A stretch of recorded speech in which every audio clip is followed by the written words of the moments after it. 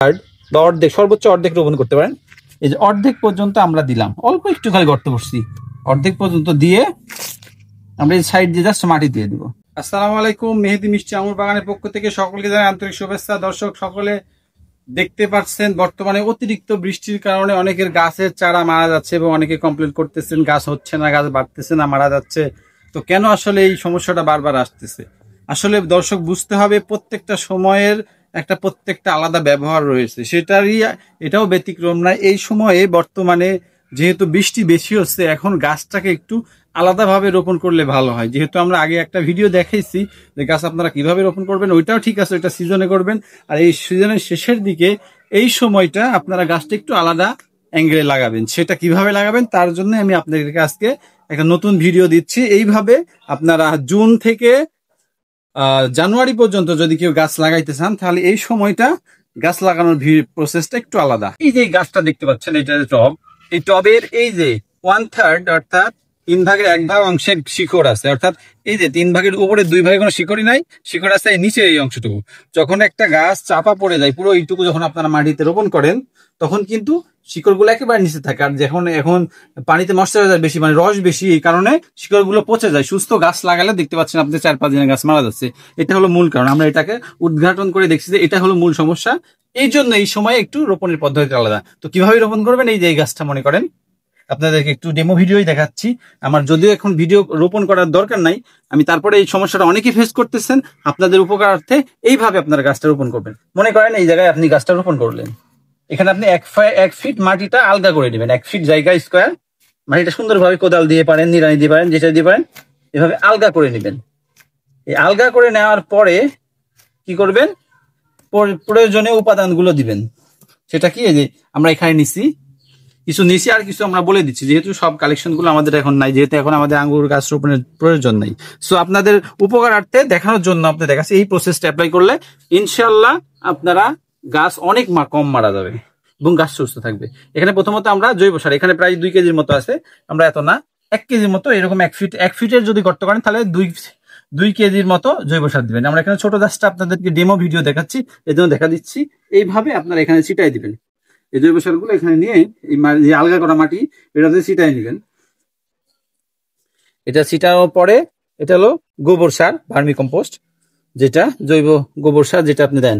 আর এটা হলো জিপসাম, এটা হলো জিপসাম, চুনের মতো দেখতে।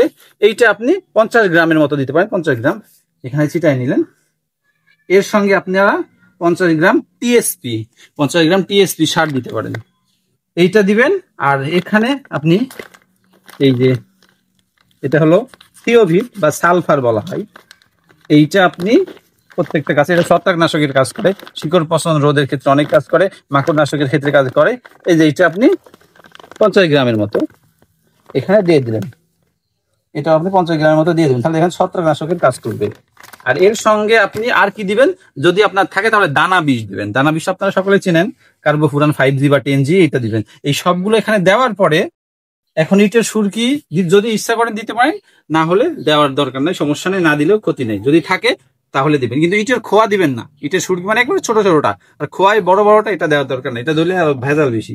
তো এইবারে দেওয়ার পরে আমরা এই মাটিটাকে আবার সুন্দরভাবে মিক্সার করে নিব, নিড়ানি দিয়ে অথবা কোদাল দিয়ে মাটিটাকে মিক্সার করে নিব।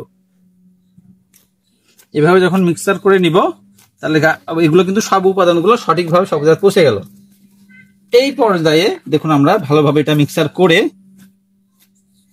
আমরা রেডি করব। এই পর্যায়ে আমরা মোটামুটি মিক্সার হয়ে গেছে।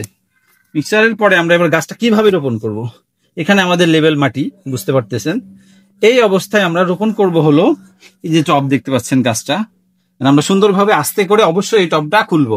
এই সবটা ছিঁড়ে যাওয়ার সময় যেন টব ভেঙে যায় না, টব ভেঙে গেলে কিন্তু আমার সম্ভাবনা অনেক বেড়ে যাবে। সো আমরা এটা ব্লেড দিয়ে বা ধারালো কোনো কিছু দিয়ে সুন্দরভাবে কাটবো, আস্তে আস্তে এটাকে কাটবো। এই 2 সাইডে বা 3 সাইডে কেটে নিব, তাহলে ইনশাল্লাহ এটা আর ভাঙবে না, মাটির টবটা ভাঙার সম্ভাবনা খুবই কম। এই যে মোটামুটি আমাদের ভাঙা হয়ে গেছে, কাটা হয়ে গেছে।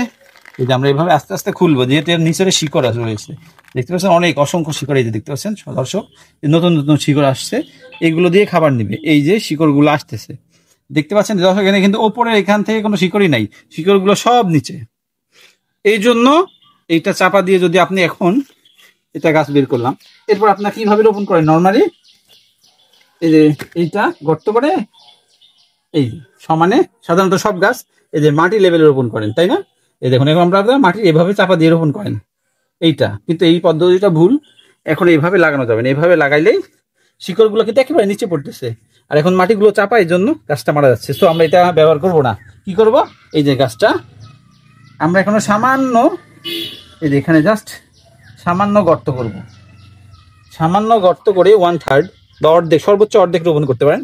এই যে অর্ধেক পর্যন্ত আমরা দিলাম, অল্প একটু খালি গর্ত করছি, অর্ধেক পর্যন্ত দিয়ে আমরা এই সাইড দিয়ে জাস্ট মাটি দিয়ে দিব, এই যে এর বের করে রাখলাম।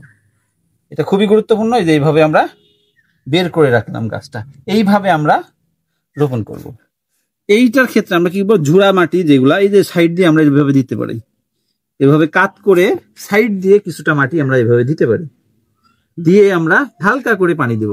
যদি মাটিটা খুব শুকনা হয় তাহলে আমরা একটু মোটামুটি ভিজাই দিব, আর যদি একটু বেশি শুকনা হয় তাহলে মোটামুটি ভালোভাবে পানিটা দিয়ে দিব। যেটা পানি দেওয়ার যে মেজারমেন্ট, এটা আপনারা সকলেই জানেন, যেহেতু গাছ রোপণ করেন।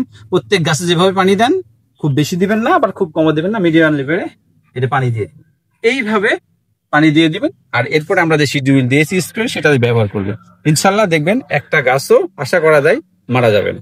দেখতেই পাচ্ছেন গোড়াটা, বিষয় সবচেয়ে ভালোভাবে ফোকাস রাখেন গোড়ার বিষয়টা। আমরা কিন্তু 1/3 বা অর্ধেক বের করে রাখছি, এইভাবে আপনারা রোপণ করবেন।